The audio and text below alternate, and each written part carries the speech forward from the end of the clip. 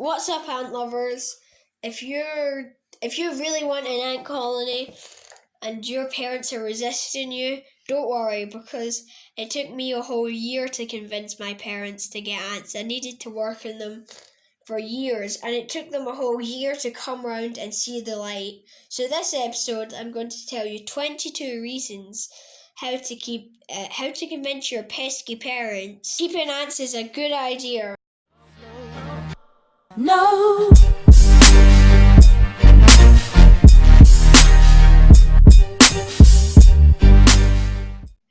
Number one is their low cost. So you can have a price range from £15 all the way up to thousands of pounds if you want. And you can DIY it, or you can go and get products from Ants Canada or Ants Australia, are both good shops. And now reason two is they've got small space. So to keep ants, you only really need a small table of some sort, because the basic setup is about the size of your hand. Number three is educational. He or she or your child will learn a lot about ants and lots of different creatures and how they all rely on one another. Reason four is the responsibility of looking after an ant colony. He or she needs to be responsible when looking after an ant colony, and I think that a child can easily look after an ant colony if they do it properly. 5 is you get a good understanding of insect behaviour. If you do ant keeping, you understand how insects interact and communicate with one another. Reason 6 is that you don't have to take them for walkies every day. Unlike a dog or even just another animal, you won't need to take them for walks every day. They stay where they are most of the time. 7, they don't need much feeding, especially a colony at the beginning. Once they have their first few workers, you feed them from once every 1 or 2 weeks to every day with a big colony. But at the beginning, the first few months, even years, they don't need much feeding. 8 is the size of an ant colony can be controlled depending on how much space you give them. If you don't give them much space, they don't grow that much, but you don't want to give them too much space because they might end up filling it with their rubbish, and you don't want that because that can cause harmful mold growth. Number 9 is properly set up. Escapes are rare. So if you have a properly set up ant room and ant setup, if it's set up properly and everything's secure, then escapes are very rare. 10. You'll learn a lot about ants and native species. He or she, your child, will learn a lot about the native ant species of your country, wherever you are. You'll learn a lot about ants and native species, especially if you're in like Scotland like me. There's loads of different species of ants, like Lacey's Niger and Myrmica rubra are quite common up here.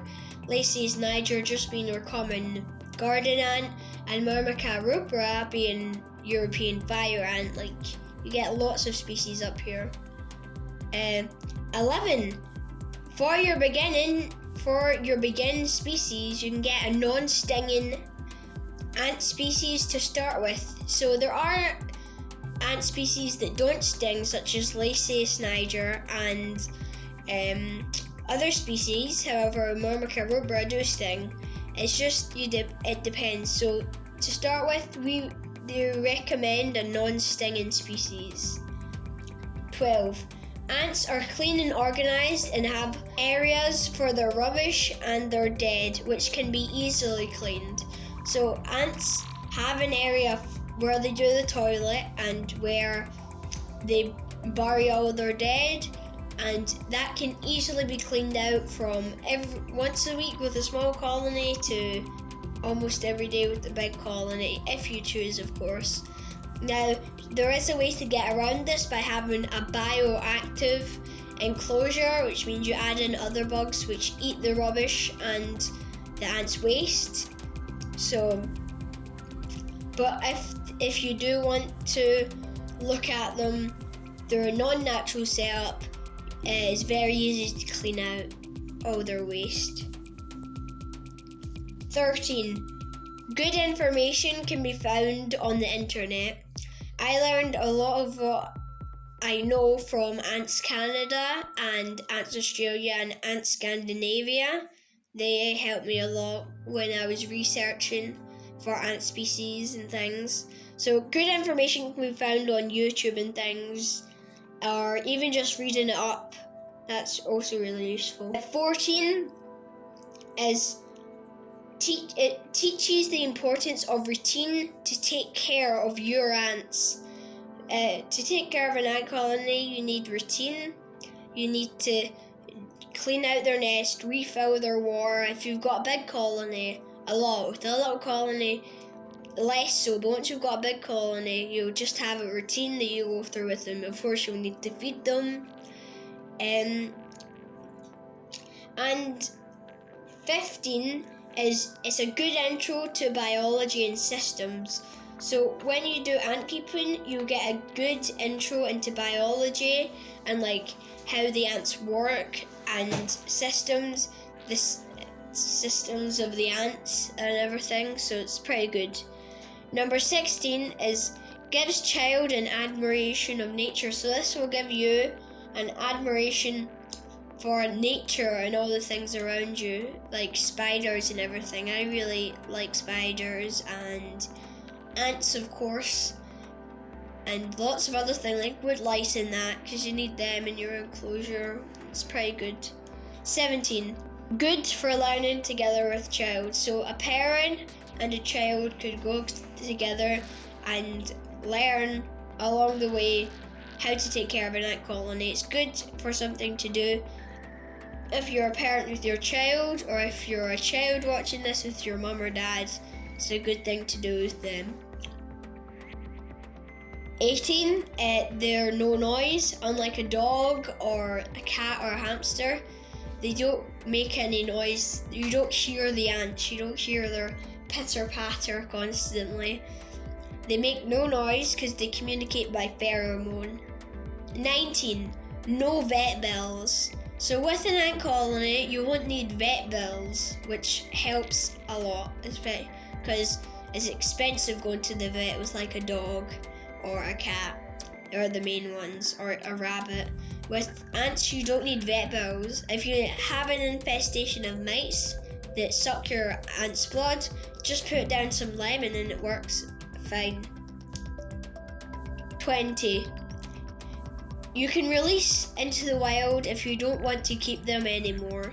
So if you feel like they've outgrown you, or if you just don't want them anymore, you can always release your ant colony back into the wild. 21. You get a break every winter as they hibernate. Now, up where I am in Scotland, up in the northern hemisphere, the ants hibernate for 3 months every winter, from around about November to April probably.